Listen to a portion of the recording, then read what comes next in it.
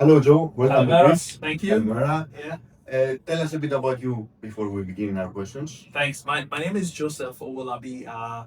Born in Nigeria, I'm now Australian. I spent most of my career working with big four firms around the world, but now I'm focused on sustainability and sustainable finance, helping organizations think about how they do their business models along sustainability lines. Let's start with a bit personal question first. What inspired you to dedicate your career in sustainability, and why do you believe it's such an important element in skill sets of future business leaders?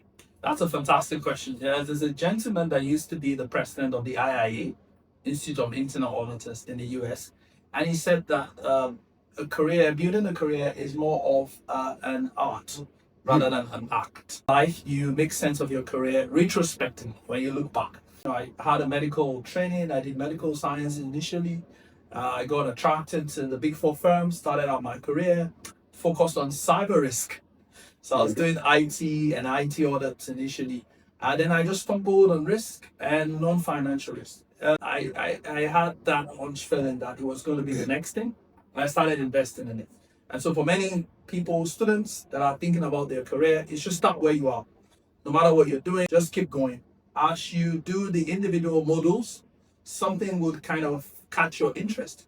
And then you go in and delve, done executive programs around the world, the likes of Harvard, the Wharton. And I just kept building on that, now 20 years in, and I'm still learning. So, if you want to give an advice to today's MBA student Yep. that wants to shift his career on sustainability, based on your experience, what would that be? That's the best time to go, right? So the entire world now, from Europe here, Greece, the Greece market, Mediterranean, the Balkans, but also across the EU and the US, even interestingly, US with Trump and all of that, there's still a lot of need. If you just Google opportunities in the US on sustainability, it's mind blowing. So everywhere I go, and I do speak with partners, even in the firms, CEOs, there's just not enough people looking at this area. So there's not adequate resource. Everybody's looking for skilled people, and they can't find. So it's the best time to get into this area, and the best people would be the MBA students, because when you're doing an MBA program, you're exposed to issues around strategy, marketing, finance, and so you've got the right tools to succeed. I believe, when it comes to sustainability, because when you think about strategy, we need strategy in sustainability. When you think about financial models and all of that, we need that in sustainability. When you think about valuation, when you think about marketing, the whole idea about sustainability is marketing. You're trying to sell the business, you're trying to build relationship with stakeholders, the board, suppliers, the environment, the communities where you do business. So I think your MBA students, if they're thinking about this area, they are the best people to actually build an impressive career here.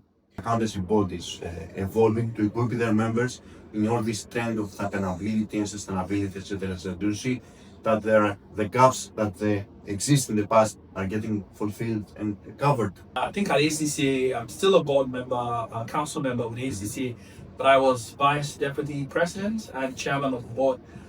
That gave me good perspective on not just what ACCA is doing in the 110 countries where they've got offices, but now 190 where we've got members and students, which is a huge breadth when you think about it. But also interacting with other professional bodies here in Greece, across the EU, around the world.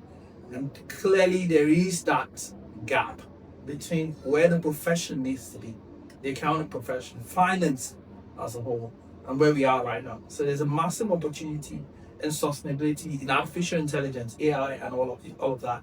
The profession understands that, and they're doing a lot of work. But where we need to be as an accounting profession, as finance, is still miles off. Yeah. So there is where we are now, and that gap needs to be bridged. Let's focus on where we are now. Given your experience, your global experience, do you have any specific examples of companies in liaison with their CFOs and the ACCA accountants, etc., have contributed in this sustainability? I think what you find in almost all the markets, and Greece will not be an exception, is that for the very big companies, so if you're listed entities on the exchange here in Athens, or you're a public interest, let's say you're a government example, they would have had some level of maturity when it comes to sustainability. They could either have a corporate social responsibility report that they issue every year. It might not be very, very advanced, but it will typically have something. So my experience is around the world, regardless of the countries. If you're a listed entity, if you're a bank, some level of disclosures, it might not be robust or advanced. If you Google, there'll be something, there'll be a report. And now, because they're now European standards, the corporate sustainability reporting directive by the EU, you'd expect that all companies, the major ones, listed first, and the big companies would move to report on that standard. And so, if you ask me about the maturity, there's still a huge gap in terms of what has been reported now and what you will find. And that creates the need for even more professionals. Do you think there is a relationship